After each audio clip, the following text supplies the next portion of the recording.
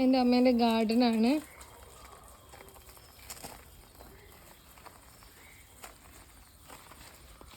ശവനാറയുണ്ട്.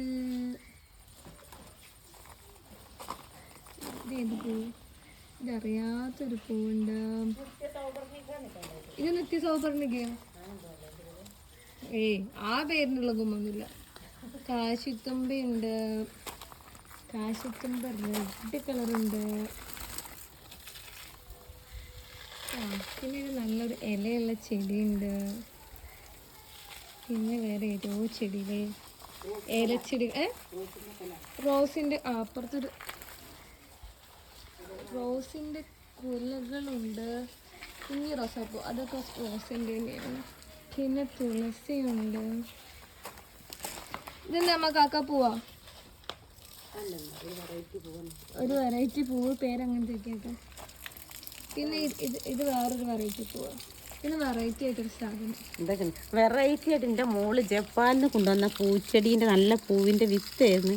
മുളച്ചില്ല. നിങ്ങൾ ഇതിങ്ങനെ സാമ്പാറിൽ ഒഴിക്കണ പോലെ വെള്ളം ഒഴിക്കല്ലേ.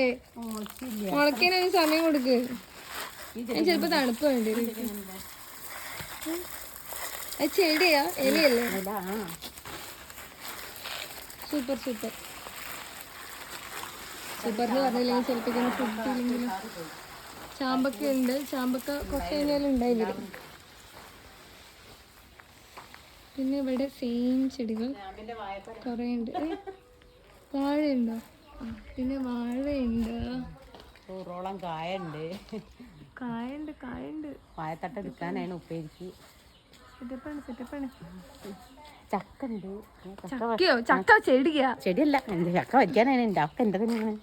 അമ്മേൻ്റെ സ്വന്തം. സ്വന്തം. Okay guys, thank you guys.